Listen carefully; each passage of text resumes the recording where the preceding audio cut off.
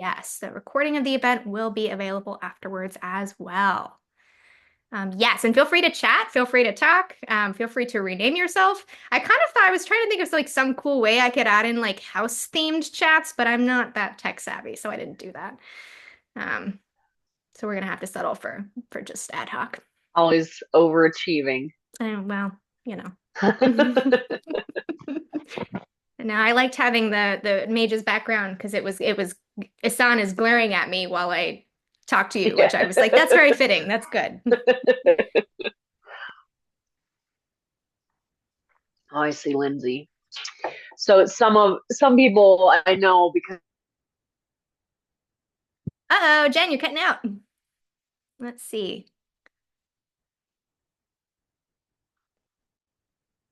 Let's see. I can see everyone else, but Jen, it looks like we are having some issues with your I can't. audio. I'm honestly still kind of floored that so many people.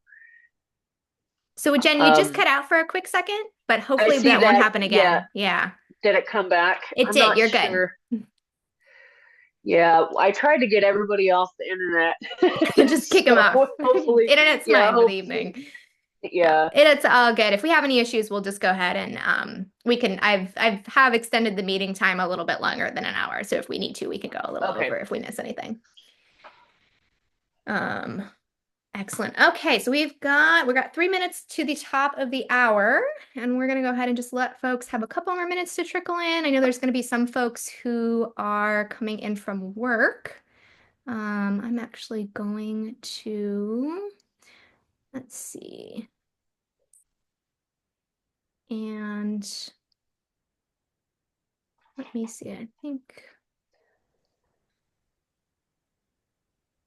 that should be the person that I just noted. That should, I believe, I made sure that I could unmute you for helping in the chat. I just want to make sure that Yes, I'm sorry, I'm unmuted, but I can mute myself excellent. No, until it's you're time for me to perfect. talk. Thank you so much. We've got Chelsea's going to help me out with the chat, which is excellent.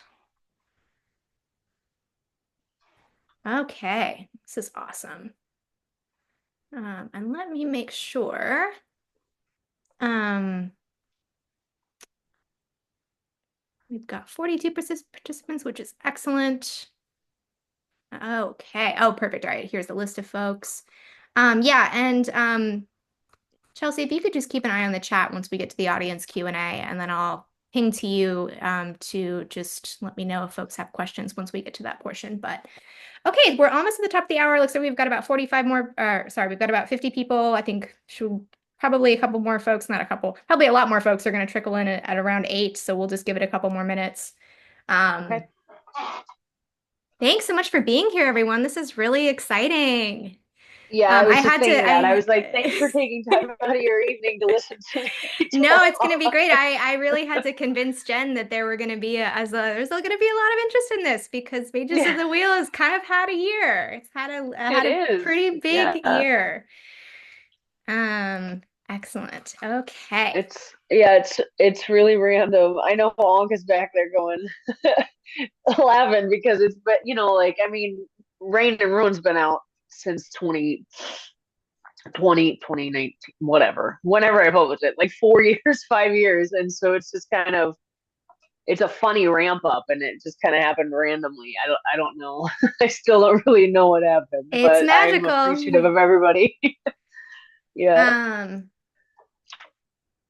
okay. Couple more minutes for folks to come in. I just want to make sure that anyone who's coming in, trailing in from work is just not going to miss anything. Um, I did drop the rules in the chat. Probably just in about 3 or 4 minutes, I'll go ahead and go over those, and I'll go over the format of the event and give an introduction. Although I think a lot of us are pretty familiar with Jen at this point. Jen, you want me to call you Jen or JD? What's better? Oh, Jen. Jen, Yeah, yeah, no. a So little less formal. since we have a second, I only have a pen name because my real name is Jennifer Owen, which is very similar to John Smith. So it's like it just wasn't going to show up on searches and stuff. So I just did a pen name. My middle name is Evans. So now you have enough info to steal my identity if you want to, I guess. But so yeah, and then My husband's last name starts with a D, so there you go. JD Evans. Ta-da. It's not. Excellent. It rolls off the tongue. I think it was a great Yeah. choice. All right, well, we'll go by Jen then.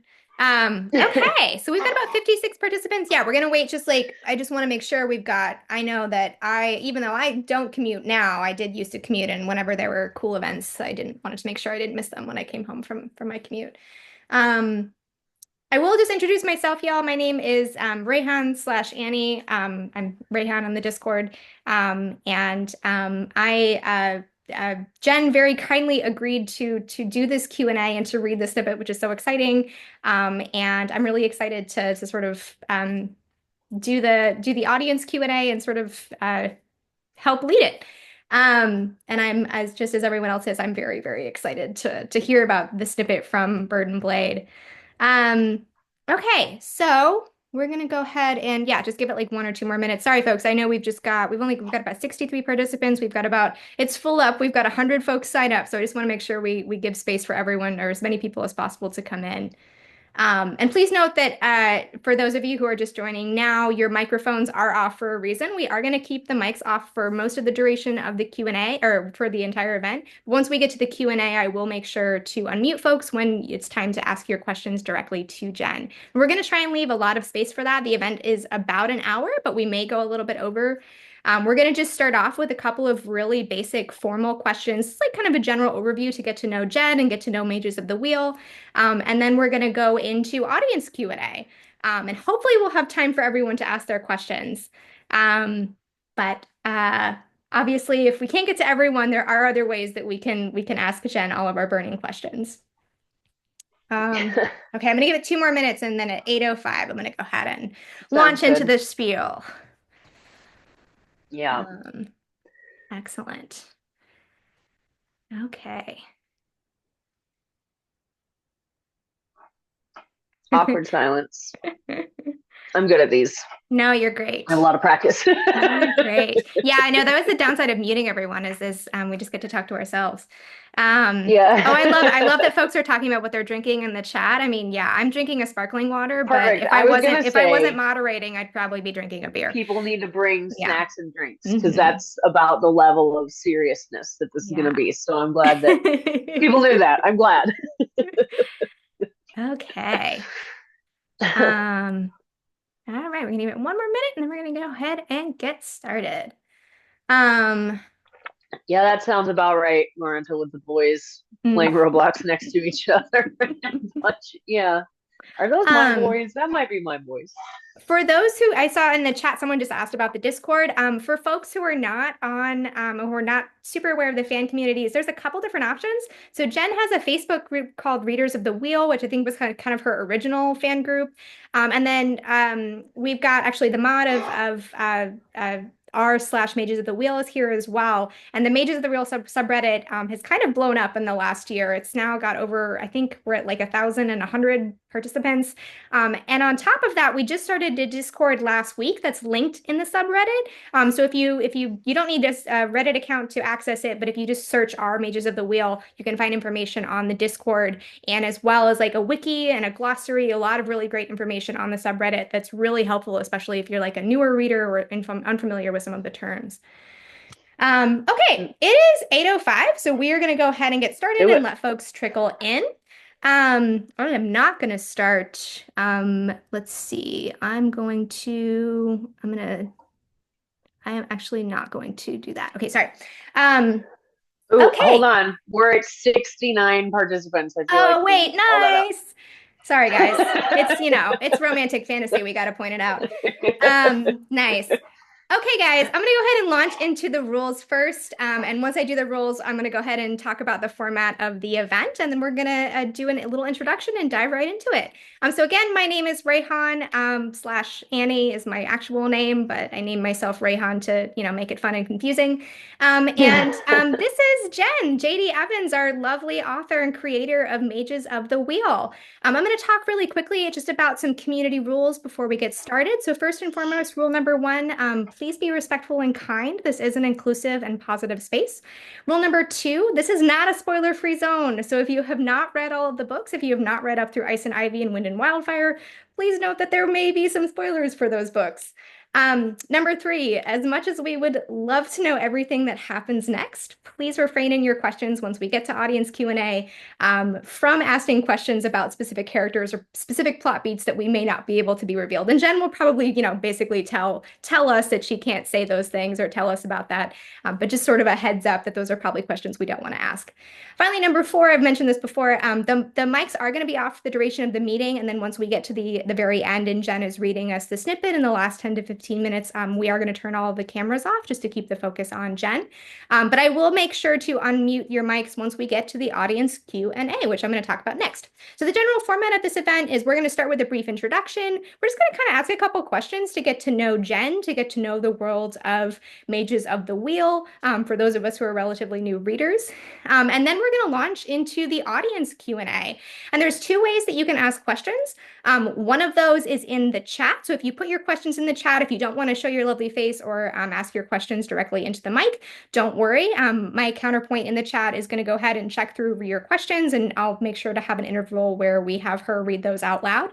Or you can go ahead and ask your questions directly to Jen by using and please don't press it yet, just a heads up, by using the raise hand feature down at the bottom. So down where under the react button down there, the little heart, there should be, if you click that button, a place to raise your hand.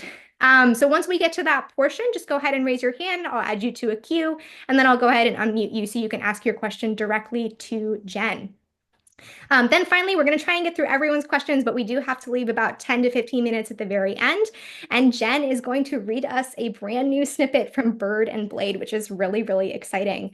I do just want to go ahead and let everyone know there is going to be a trigger warning for the snippet. Jen has noted that this snippet probably will contain some mentions of violence, maybe some implied gore.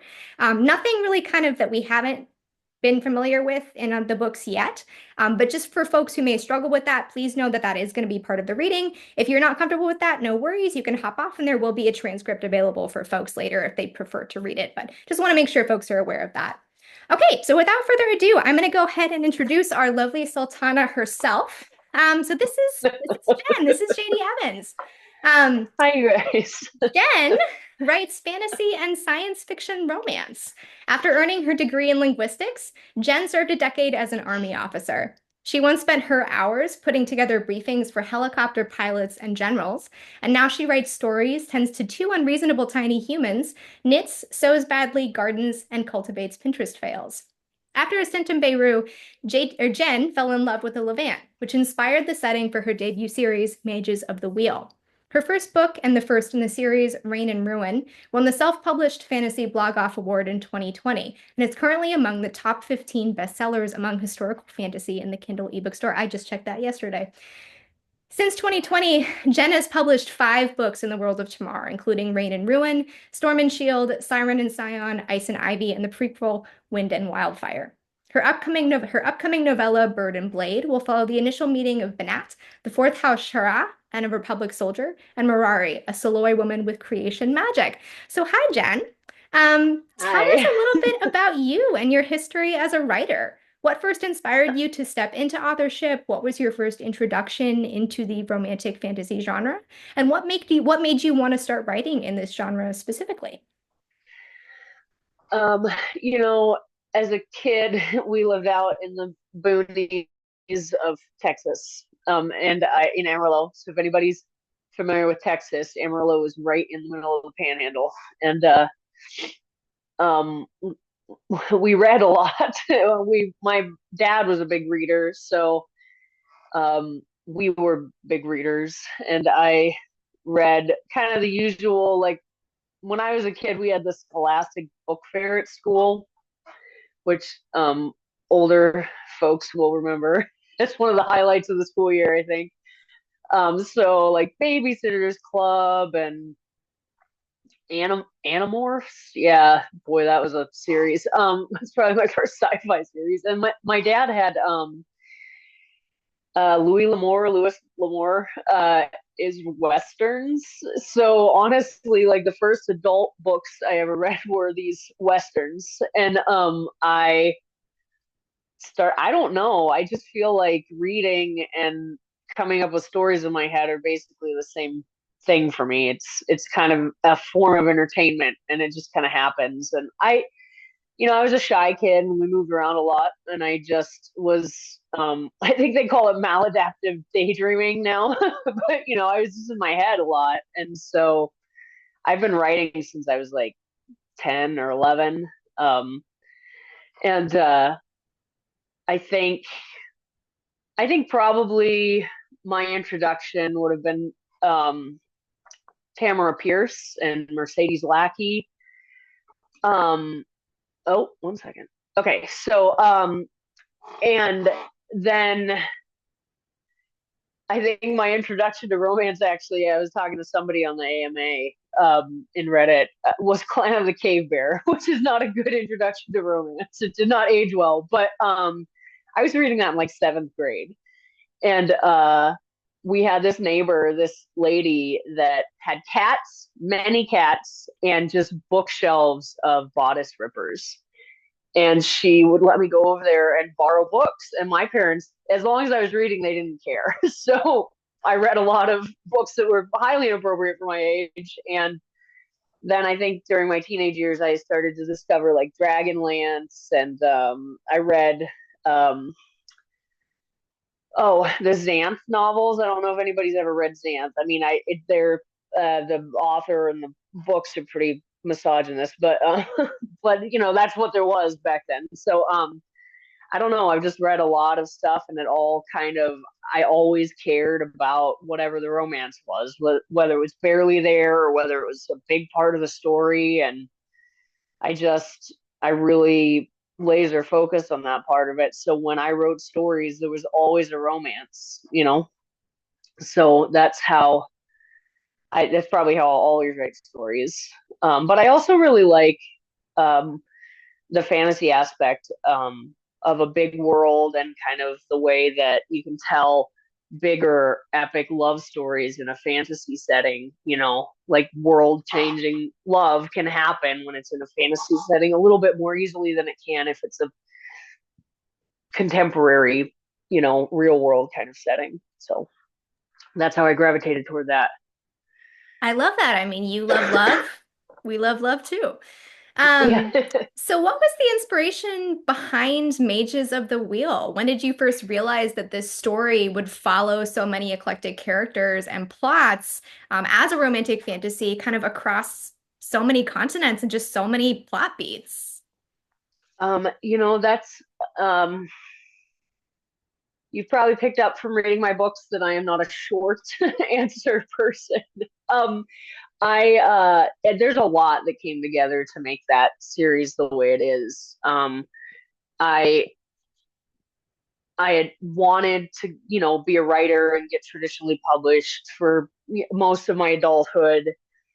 Um, I got out of the military in 2012, and we moved back to Montana, which is pretty much where I claim my home. That's where my mom grew up. And uh, we were struggling financially,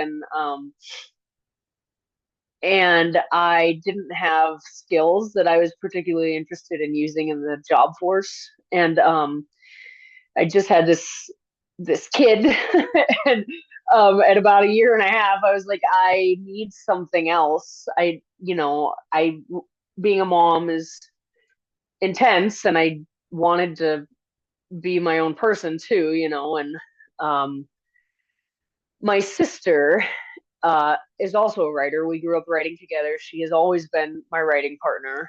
Um, and she's also a very gifted writer. She tends toward more middle grade or YA aged stuff, but she had successfully published a middle grade YA fantasy series through Kickstarter. And that was long before it is what it is now with Kickstarter and special editions and stuff. In fact, the Science Fiction Writers of America highlighted her Kickstarter campaign as this is how you do this. This is how you sell a book with Kickstarter, because she did a really good job. And so she was a big champion of self publishing. And she'd been trying to convince me to do it because I didn't know what I wrote. I didn't know. I was like, am I a fantasy writer or am I a romance writer? Nobody wants this intersection of these two things. How do I market that? What traditional publisher is going to pick this up? And then I read Grace Draven, and I realized that I was not the only person that wanted this, and was not the only person that read it. And Grace Draven was self-published, and so I decided that was going to work. But at the time, I was reading Nalini Singh, and if any of you have read her, she writes urban fantasy. Well, she writes paranormal, werewolves, and then another series about like angels. That was very much like couple in the same universe. And there was wisdom at the time in the self-publishing community that to make money you had to have a series. And most people were writing urban or paranormal or small town romance or dark romance, and so I thought, I know, I'll just combine these things that I really like, which is fantasy romance in this kind of serial format. And I was like thinking I was being innovative, it's just kind of the things that you go through as you make decisions. And it didn't actually go very well for me at first. And it's still a sticking point for some people. Some people really do not like that switch, right? But what I needed was a reason to have a series. And so I came up with this idea based on, I think everybody at this point has heard that I started with Nesrin and Isan, and I needed a reason to have these 6 different things, and so it kind of built out from there. And I took old ideas I had from other stories and I sort of fit it all together. And they all came together and are coming together very magically. I love what you Yeah, said. I love what you said about Grace Draven about, it turns out, in fact, people do want that intersection of romance and fantasy. And that's yeah. one thing about Mages of the Wheel. It's often, in the last year, a lot of times when folks have discussions about it, it's really kind of touted as a prime example of a story that shows us both a well-executed plot and really excellent romantic tension between characters. So, how do you approach writing both of those things, and what inspiration do you draw from for those? Um, that's a that is a tough question. um, I I write pretty intuitively. I write um uh writers call people like me pantsers, because we fly by the seat of our pants, right? So what you're not going to find on my wall is an outline with post-it notes and color-coded plot lines and stuff. Um,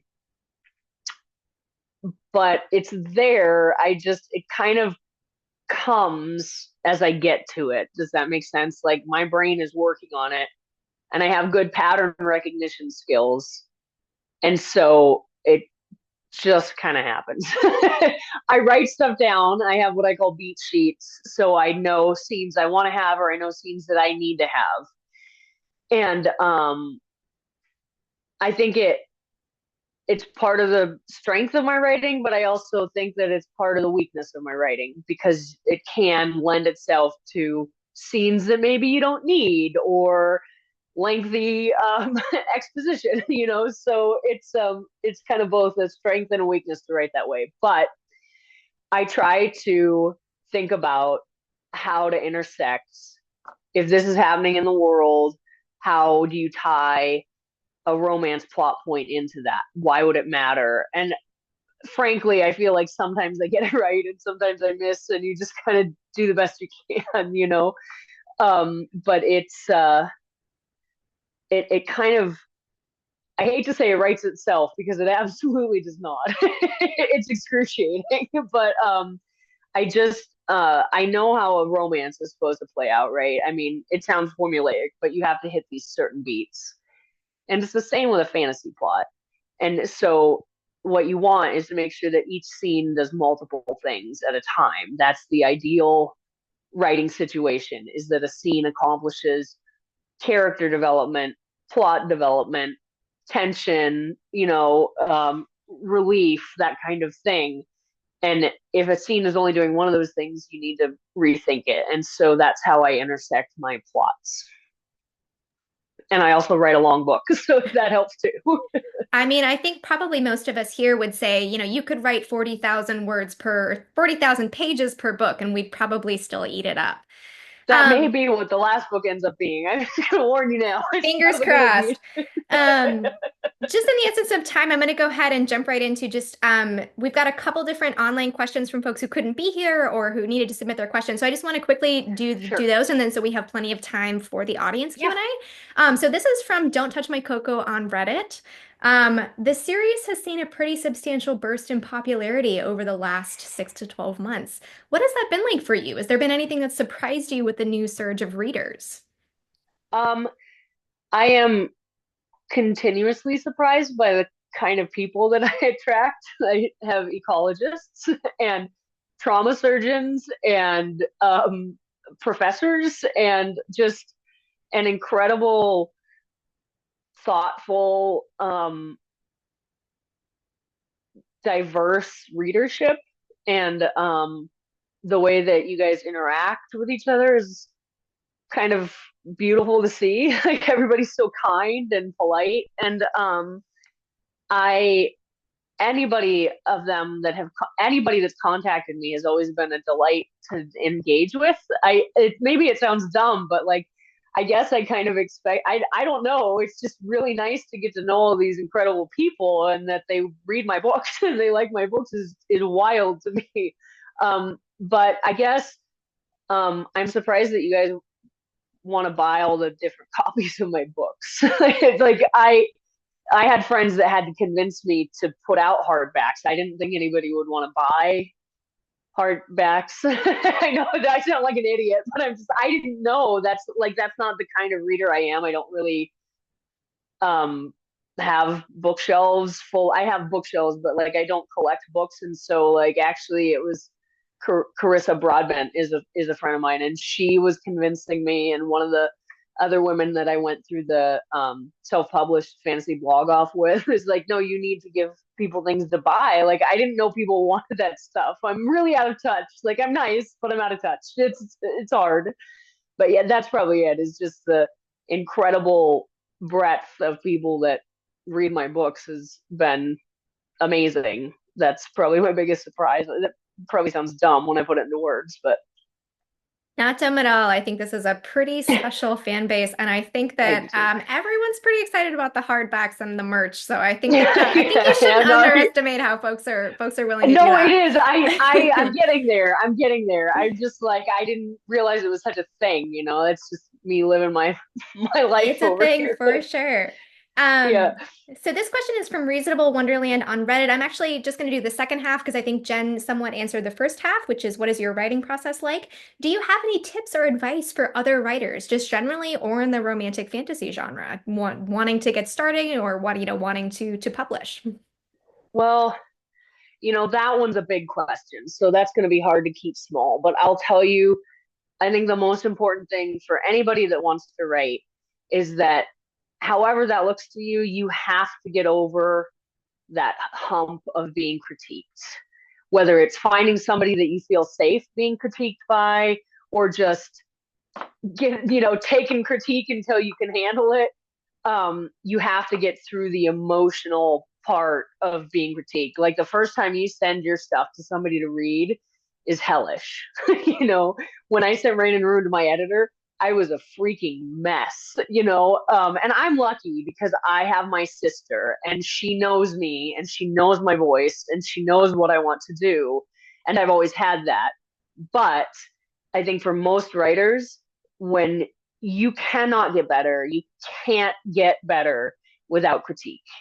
And no one person creates a masterpiece of work. No book that's on the market, trad published, self published, classic literature, none of those were created by one person. So you have to be able to be critiqued, and you just have to get used to it. It does get easier. it gets easier, especially once you find the people that you mesh with for that kind of thing. That's probably my most important piece of advice. So I'll keep it to that for now. I love that advice, and I think positive critique is a really good thing for everyone to do, both in just in general in life and outside of writing. Yeah. Now we're going to get into some of the more specific questions, and this is going to be the last question, and then we're going to open it up to audience Q&As. So folks, if you want to start putting your questions into the chat, now is the time. Or if you want to go ahead and start queuing yourself up for questions, go ahead and use the React button down there. There's going to be a raise hand function. Perfect. I've already seen some folks are using it. And then what I'll do is I'll go down in a queue and start unmuting you so you can ask your questions directly. And hopefully we can get to everyone before the top of the hour. So this is from Melancolin on Reddit. Now I can already say that probably we won't be able to get specifics on much of this questions, but hopefully the second half we can get some answers on. Now that the third house has awakened, are we going to learn that we already know some third house mages? Additionally, is it hard to take detours away from the main story? Do you miss the Narfor Sarkum cast when not writing about them? So the creation mages question I probably won't be able to answer just because I'm not being secretive, but as I said, a lot of this is intuitive and they don't actually know. So just hang with me. It'll all come together and it will seem like I knew by the time I write it. But the second half of the question, repeat that for me Yes. and my poor mom brain. No, it's totally fine. So additionally, is it hard to take when you write basically outside of Tamar, is it Okay. hard to take detours away from the main story? Do you miss the Narfor and Sarkum cast when not writing about them? Yeah, but also the act of writing new characters is hard. Not necessarily because I've stretched outside of the others, but because I essentially am trying to fit myself into new people. And that sounds slightly mental, but it takes me a long time to get there and get immersed. And I'm so focused on that process that everything else is kind of on the periphery. I do miss writing, particularly Naomi and Makram, and Nestrin. She was a fun character. They were all fun characters to write. Um, but I also like getting to know the new characters, and it's pretty focused, kind of a hyper focused situation. So I don't necessarily miss the other stuff. It's easier to write the stuff I've already created. Like now I'm writing in that Suluoy perspective, and that's a little harder because I have to remind myself of the cultural differences and that kind of thing. Love that. Yeah, I mean, I have a million questions about the creation mages too, and I wish we could know all the answers, but I know we probably won't know until we know. Okay, so now what I'm going to go ahead and do is we're going to start off with the hand raised question first, and then I'm going to go ahead and pivot to the chat and have my counterpart in the chat read those. Chelsea is going to read those out loud for me. But we're going to start with the raised hands first, and I apologize, y'all. I'm going to butcher everyone's names. So Kareen, I'm going to go ahead and ask you to unmute yourself and ask your question first. Let me know if that worked for you. Corinne or Kareen, and I'm sorry if I was wrong on both. No, you can call me whatever you want. Can you hear me okay? Yes, you're great. Okay, great. Hi, Jen. My first question is how very dare you? But you don't have to answer that one. I am obsessed with every single female character that you have in your books, and I just wanted to know when dealing with a complex character, especially female, how do you approach that, and what do you consider a good balance for your female characters in that way? One of the things that I wanted to tackle, and I'm still growing as a writer, so some of these things I accomplish and some I hope to eventually, but I wanted to tackle that you're seeing it now. I see it a lot in Reddit that the strong female character is the sassy, rude, stabby, physically strong female character. I'm not bashing that kind of character. I'm not. But what I wanted was to see the kind of women that I knew and respected, women that could speak well, women that were emotionally intelligent, women that were intellectually intelligent, women that were sympathetic and empathetic, and all these strengths that are strengths, but not necessarily in a patriarchal society, if that makes any sense. I wanted to highlight all the very many ways that a person can be strong and a hero and contribute that are not stabbing people. And because, and I said this in a few places, I am a recovering not like other girls. I grew up as a tomboy, and I grew up in a very misogynistic kind of upbringing. Not, I don't think they realized it, and I didn't realize it until I was older. And I very much was that girl that was like, oh, I don't like pink, and I don't like pretty clothes, and women that wear makeup, and I missed out on so much. And I'm not gonna like go deep into that in this just because we don't have the time. But when I write complex characters, that's what I look at. I look at that interplay of strength and failings that everybody has, and that I feel like we could highlight better, particularly in fantasy romance. You're going to make me cry. Thank you so much. I love you.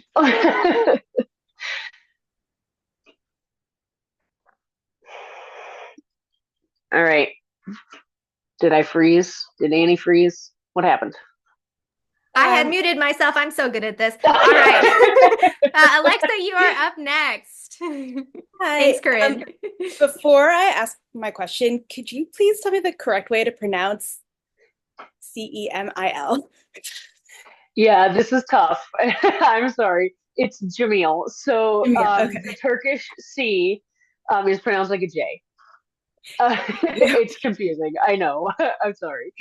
So my question is, I originally wasn't going to ask anything, but then you said you were a pantser, and that kind of shocked me because I'm wondering if like all of those things that you've thrown in about Jamil and like the stuff about him not looking like his father, the stuff about his eyes, and then like Osmond's eyes, like did you plan all of that? Like some things were pre-planned, right? Or was it just so when I just talk work out? about yeah, I think I understand. So when I talk about pantsing, one of the things I didn't realize this until I saw somebody on a TikTok say this, and I wish I'd saved it. But she was talking about this phenomenon that writers that are pantsers are in fact, there's like this idea that if you're a pantser, you're not a plotter, but it's not entirely true.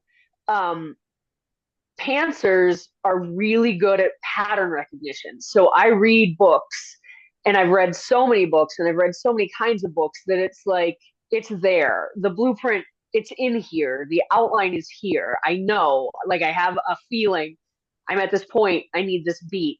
And I know where the series is going. I don't mean like I have no ending. I don't know who's who. Those things are there, but it's not um like I'll bring Carissa up again. Her process is very much outline. She heavy outlines, and then she comes back in and she edits that for detail. Where she's written, essentially by the time she's done outlining, she's almost written an entire book. That's an outliner. That's a plotter. I'm a pantser, so I have beats that I move through, and then I know I'm like I need to do something here because you can't just drop a bombshell of something on somebody after 6 books or 4 books or 1 book that you never alluded to. So that's the pattern that I know. If that makes sense, if that answers your question at all. Yeah, I think so because I have this like when everything came together in oh my God, I'm horrible at remembering names in Isan's book, like book names. In Isan's book, when everything came together and you like figure out like who Jamil is and like all of the things that have been scattered in the prior books, I was like very impressed with how smooth you were able to like it was surprising and like shocking, but also all of the groundwork was there. And so that makes sense Well, though. You had some of it planned, you just didn't have. and remember too, there's 2 things to remember. The whole series idea started with Isan's With book. Everything came from that. And so that one's been stewing a long time. And I wrote the first three books. Um, two of them were written before I ever published anything.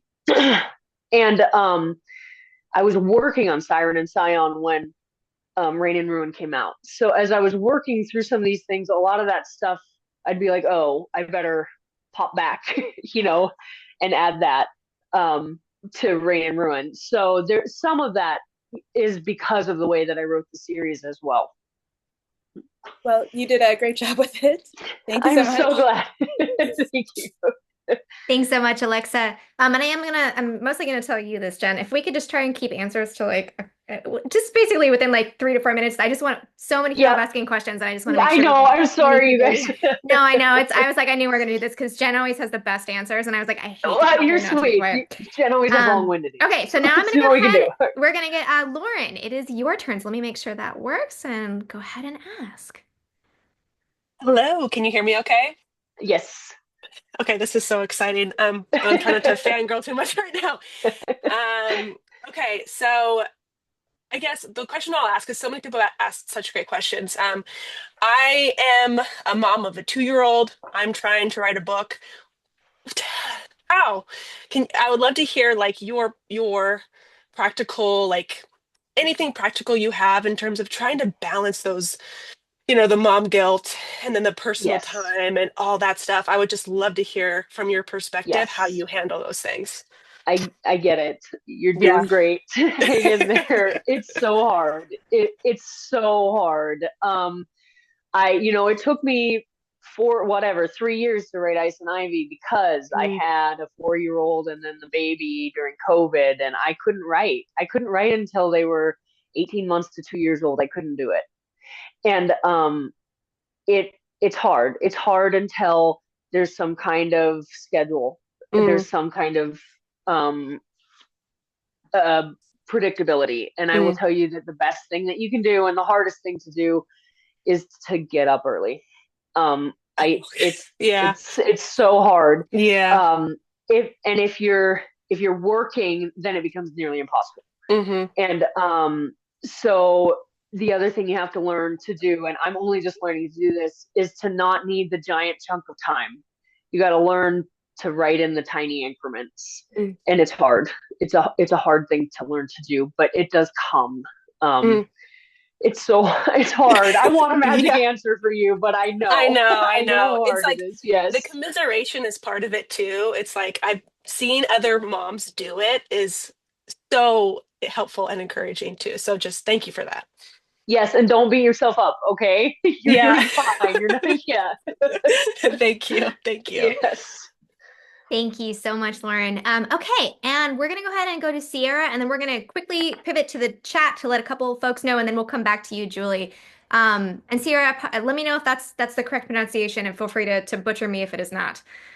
No, it is. Thank you so much. Excellent. How's it, everybody? Hey. Aloha. So my question is, one, thank you for writing your series. I devoured it so intensely. And I just fantasy romance, and sometimes it's hard to find them be, as collective and as grouped together. So I just appreciate all the thought you put into it. But my question Oh, is, how do you get your words on paper? I have so many just like half-started books I've tried to write, and I think I just start to second guess myself when I start to yeah. type. And it's just like, do you ever second guess yourself when you're trying to say things or spit it out, or do you just kind of do the thing where you lay it all out and then cull it back? Yeah. I guess that's my question. Yes. So I have a story that I told Annie about. There was a point at which I deleted 40,000 words from Reign and Ruin, which is half a book. um, and and it became the scene where Macron storms the palace, but that's what wasn't how it started. And that's editing. And one of the things that you have to accept when you're writing is that a first draft is garbage. All right. You're telling Stephen King says this. You are telling yourself the story. Write it down. Let it come. Don't worry about it. Don't worry if it's good. This is hard. No writer does this really well. You have to practice. Write it. Just write it. Don't edit it. Don't do that. You can play with the words or whatever, but get the story out. And then when you come back, that's when you go in and you fix the prose and you make it beautiful. But first, you have to know the story that you're telling. And you can't do that if you're in editing mode. You need to kind of separate out that I'm writing and I'm editing. Nobody writes a perfect book. Nobody does that. It doesn't come out of me the way that it comes to you. It comes out of me as garbage. and then and then I fixed it. I fixed it with the help of my sister and Anka and an editor. 3 rounds of edits. Like, nobody writes a perfect book. It does not just come out of your. It doesn't do that. You're fine. Keep going. Thank you. No, that's good to hear because I think I write in edit Yeah. mode, and sometimes it is like deliberatingly like having those two people, I guess, just like kind of writing. So thank you. I Yeah, appreciate that's all the way back to the critique thing. Get it out and then give it to somebody else to look at. It's hard, but do it. Thank you. Yes. I'm so good at this. Thank you so much, Sierra. Okay, so Julie, we're going to come back to you, but first I'm going to pivot to my counterpart in the chat. Chelsea, are there any, I'm guessing there's quite a few questions in the chat. You want to start Yes, with one or there two? are. Yeah, awesome. Okay, so the first one, no one asked this specifically, but it was kind of people were kind of chatting about it. Basically, we're just looking to see if there was going to be any merch, coming down the line. Oh, Oh, you're muted, Jen. Oh no, did I? Haha. I probably did that. All right, hang on. Let me unmute Jen. I did this deliberately. I wanted to make her life hard. Let's see. Oh boy. No worries, guys. There we go. Okay, Jen, you should be able to unmute yourself now. As long as it was your fault, it's It was. okay. Don't worry. Yeah, so actually, ironically, Annie and Chelsea and I have been talking about that. They're trying to drag me into the 21st century. Yes, there will be merch. I am not artistic. I am not a designer. I don't know what people want. So they're trying to help me. It will come. Be patient with me. That part of it is so hard because I think everything I come up with looks like crap. So we'll get there. It's coming. Yes, there will be merch. Okay. Yeah, I think Chelsea, it always gets finicky when I try to unmute more than one person. So Chelsea, hopefully you're able to be unmuted again now. yes, Any I more? am. Perfect. Any more questions in the chat?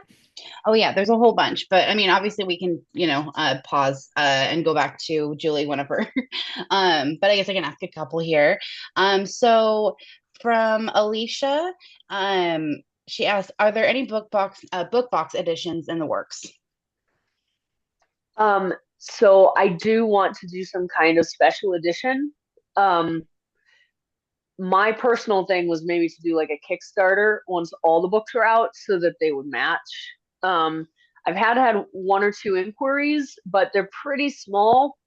And I just from experience that my friends have had, I have to be a little picky about it. And I'm not big enough to get people like, Lit Crate or whatever. So if I get an opportunity, yes. If I hope that is that. Okay, awesome. Okay, so the next question here, and I'm going to butcher this last name. So it's from Nicole Johnson. I'm just gonna say Nicole Johnson. How did you decide on what each of the 6 houses would be? Well, I mentioned before, I kind of based the magic system on Western astrology, which already has those kind of 4 Greek elements built into it. And then I wanted it to be like a wheel, and a wheel, if you have 4 spokes, it's a square. So I needed 2 more, and creation and destruction made sense to me.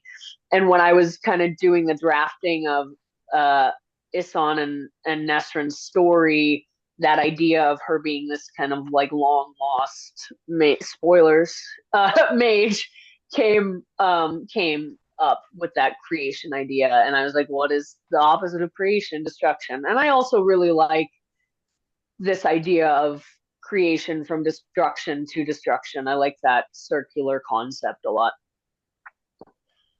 Chelsea, I'm going to pause you for a second. I do want to make sure we get to Julie and any folks who we may not get, we probably won't get to all the questions in the chat. So feel free to, like, we are trying to give priority to folks who raise their hands just because, you know, it's a lot of effort to turn your camera on and to talk on a mic.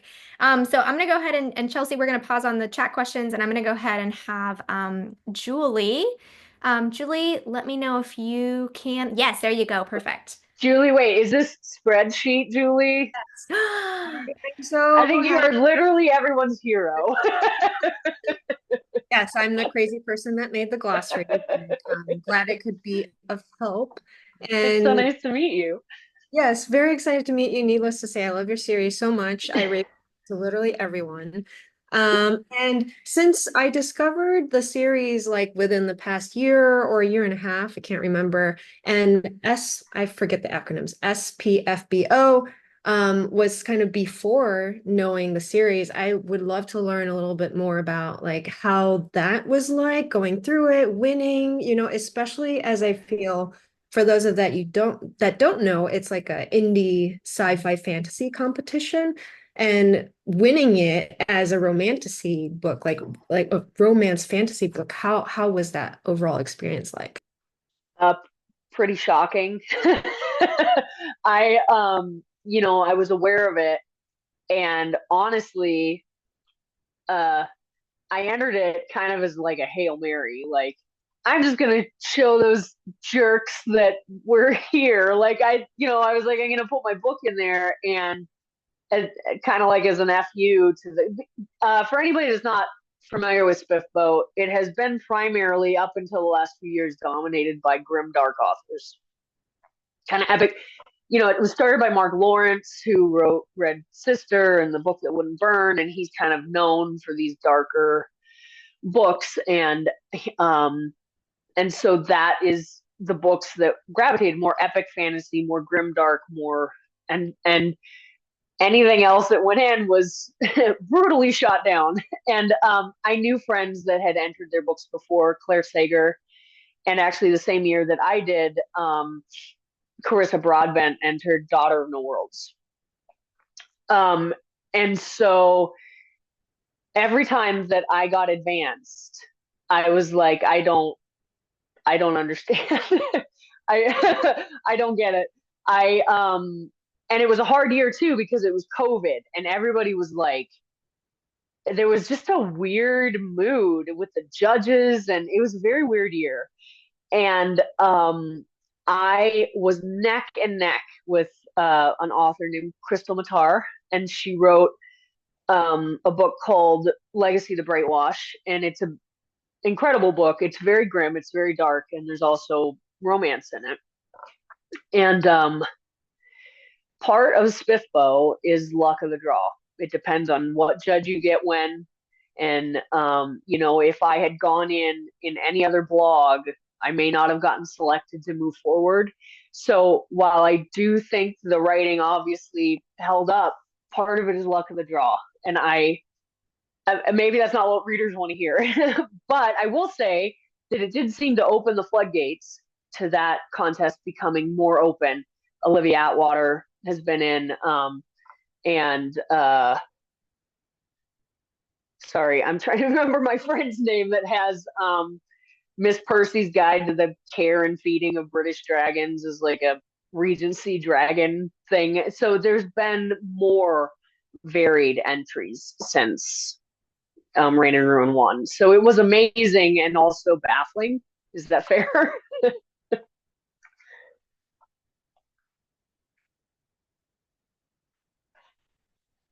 Excellent. Okay. So, folks, we're going to go ahead. We're approaching the top of the hour, but I want to make sure we get to our last two raised hands. This has been super overwhelming in a good way with how many questions we've got. So here's what we're going to do is we're going to get to the last two questions. Then we're going to go ahead and leave time. We're transition into the snippet zone.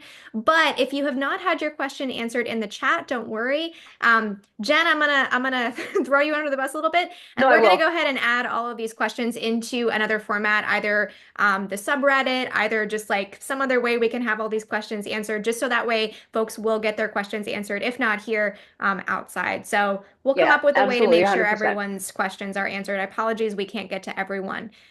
It's super exciting. People have so many questions. So I want to make sure that we get to, and I apologize, I want to make sure I pronounce your name correctly. Is it Arushi? And I'm going to go ahead and ask to unmute, and feel free to tell me that I got that really wrong. That was perfect. I'm just going to repeat two questions from the chat because there was a lot of interest and I thought those were interesting. We shouldn't skip over them.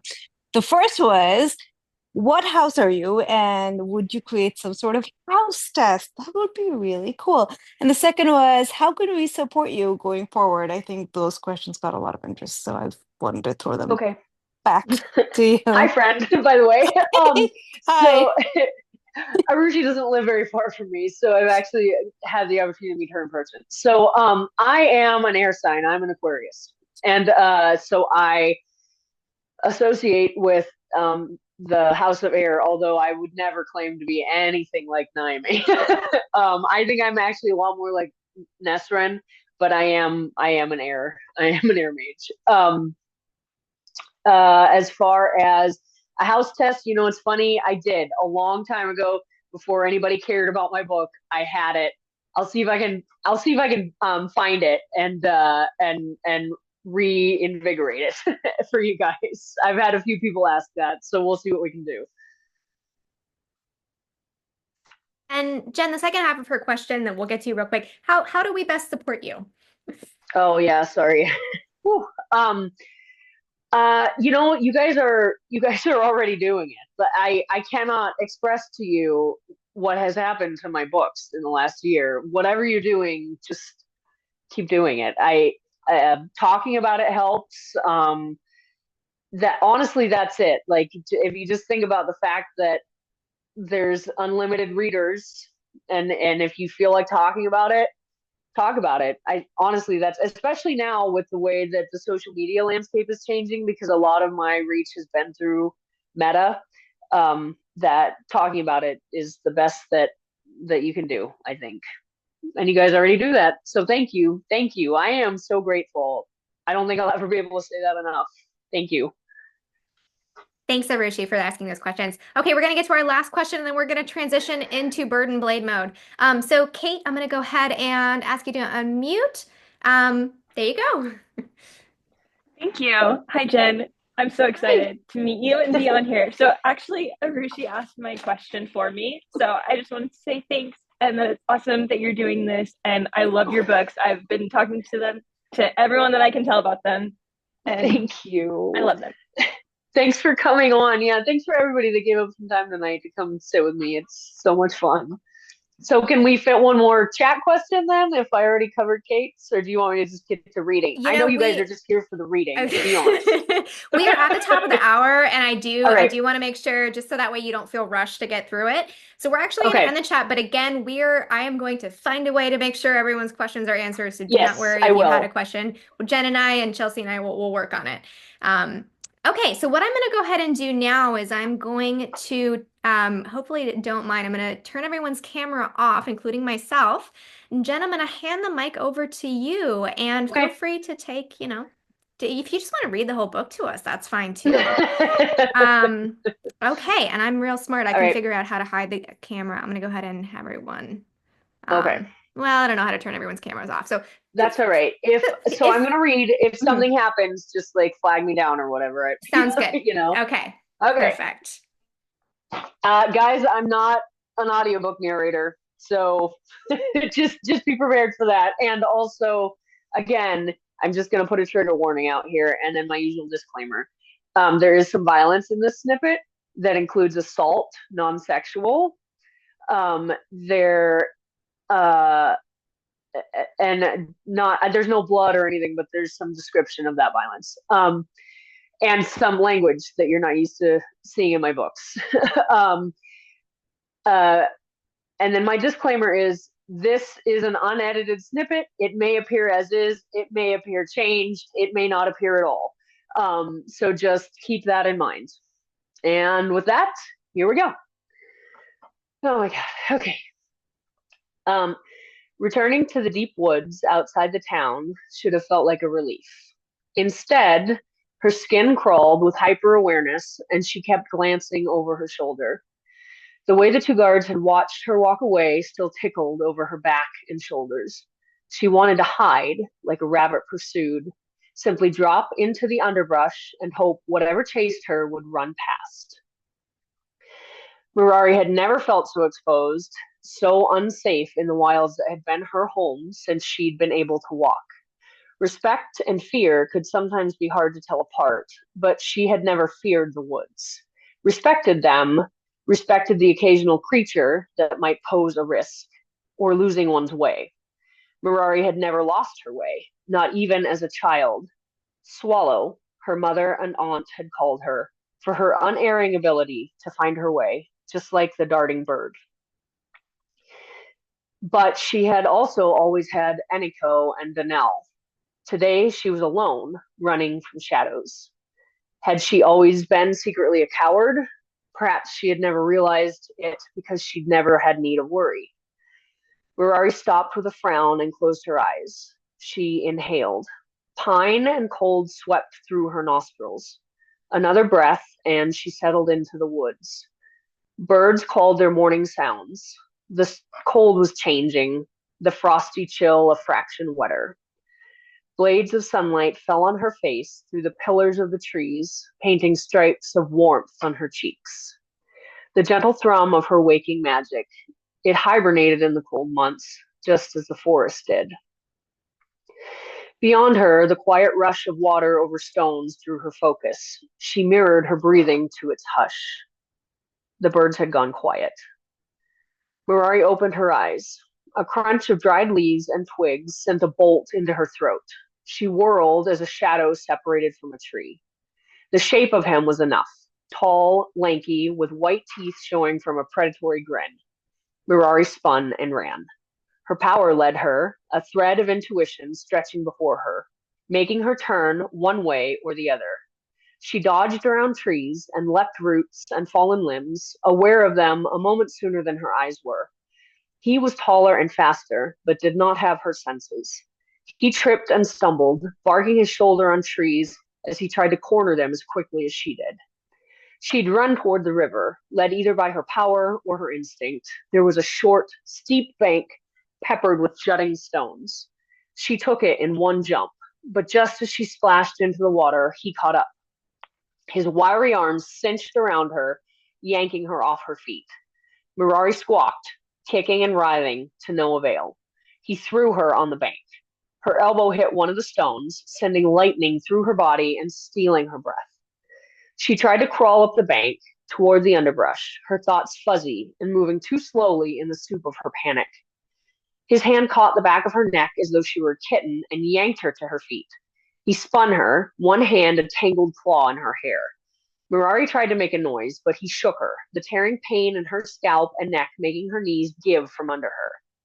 He ripped the pouch free from her belt. Then he threw her down. Her head bounced against the ground, and her low back cracked against a skull-sized stone. Black and white swam through her vision as she struggled to breathe. A plague, he snarled, ripped the pouch open, and pulled the bottle of laudanum free. He threw the pouch onto her belly. You people lie so easily. Did you even pay for this? He swept a look at her body. I doubt the Apotheca would trade favors with a curse wielder. Thought you could trick me, didn't you, you little bitch? Her head swam. His words were nonsense. All she cared about was the little bottle in his hand.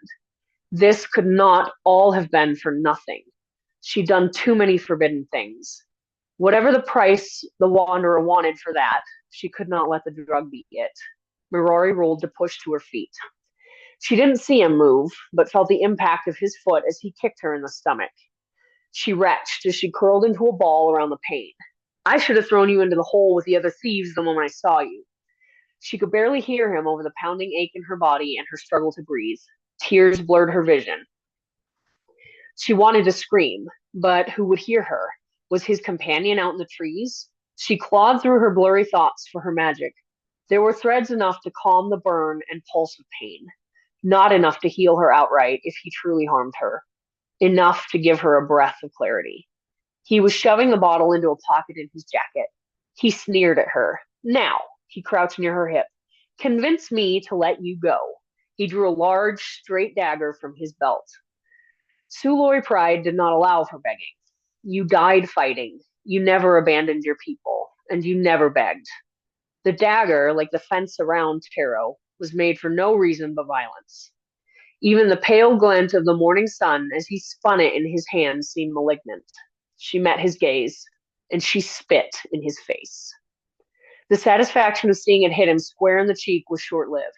He launched forward, landing heavily on her. His weight crushed her into the uneven rocks, wedging her shoulder between two larger ones. You stupid whore, he roared in her face as he pinned her with his hips and the dagger on her throat. I'll cut you up for dog meat. He lifted the dagger, and Mirari drove an elbow up, striking him in the chin. He reeled back, giving her enough room to curl up and drive her 2 feet into his chest. He toppled backwards as she wrenched herself out of the vice of the rock and launched herself at him with a hoarse sob. She landed on his prone body, heart pounding, thoughts nothing but panic and instinct. He didn't move when she landed. That was wrong. Mirari lifted her head. The angle of his head twisted, bent harshly over a rock beneath his shoulders. His eyes were wide, panicked, the pupils pinpoints. His mouth gaped open and closed like a fish. There was life and fear still burning in his eyes, but his body was limp beneath hers. She understood. Deep in her mind, her power swirled up. But even as she lifted her hands toward him, his eyes went still and glassy. She'd killed him. A sound started in the back of her throat. She'd killed him. A moan that became a keening as she scrambled to her feet. She shrieked. A hand closed over her mouth. An arm circled her shoulders and pulled her backward up the bank. Again she fought, twisting and trying to drop from the hold, kicking at shins led by an animal panic. Stop, a male voice said in her ear. Stop. He adjusted his grip, spinning her around. Be still, I won't hurt you. She could barely hear him over her wheezy inhales. It took another moment to understand the words. I'm not going to hurt you. Don't scream. He said, don't scream, you'll bring more guards here. Those words broke through. Mirari's muscles went slack, and she let out a breath that was wet with tears. Stay here. The man released her. Mirari turned as he walked past her. He hopped down the bank to crouch beside the guard. She could not look at the body. Her gaze skated right past it, to the river, then the stranger. It was impossible to focus on anything but her desire to run away. Her pulse beat raggedly. Her breath came even more so. What had she done? What was she going to do? The stranger dropped one knee into the mud of the bank, then slid the dead man's arm up over his shoulder. Mirari watched in muted horror as he rose. He shifted the body across his shoulders like an animal carcass and waded into the water. He was taking him back to the town. Mirari ran after him. That's it. That's what you get. Jen, that was so exciting. And I think I speak for everyone when I say that, wow, I really cannot wait to hear more of their story. Feel free to turn your cameras back on. Actually, wait, I think I control that. There we go. Feel free to turn your cameras back on, everyone. Thank you very much, folks, for turning your camera off because I don't know what I'm doing. Jen, that was really excellent. Yeah, that was really, really exciting. It's so hard to give snippets. Like it feels very weird and like vulnerable, you know? If it's a whole book, I can just push it out and pretend I don't know anything about it. But like with a snippet, it's very much back to that whole don't want critique thing, you know? Well, unfortunately, now you've got a lot of fans who really, really want to know more. So thank you so much for sharing that with us. Thank you so much for being here and for answering questions. Folks, again, like there will be a transcript of that reading. There will be a video of this recording. And for anyone who we did not get your questions in the chat, do not worry. We will find a way to make sure those questions are answered, so that way you do not feel ignored. Jen, I want to say a really big thank you to you for being here and for answering questions, even though you were sick, and for doing this reading for us. Thank you to everyone who showed up and asked such amazing questions. Thanks for being such an incredible community, and for being so kind and wonderful. Jen, we Yes. love you very much, and we're really excited to continue reading these books. I think I speak for everyone. I adore you guys. I like genuinely am so grateful for every single one of you, every note you've ever sent me, every time you've recommended my books, all the faith you put in me, everything. You guys are amazing, and I love you to pieces. And I hope I can live up to your expectations. And thank you for reading my books. Thank Thank you so you. much, Jen. And I will just put a plug in for folks. If you have not been on the subreddit, again, that's r/Mages of the Wheel. It's a really great place to connect with the rest of the community as well as the Facebook group Readers of the Wheel. And then again, we've just started a new Discord for people who are obsessed with the books and need to talk about The it all the Discord's time. hopping. Come on over. Yeah, we talk about it all the Very time. So chatty. come hang out with us. Thank you all so much for being here. And yeah, have a good night, everyone. And Jen, we look forward to reading more. Thanks, Thanks, you y'all. guys.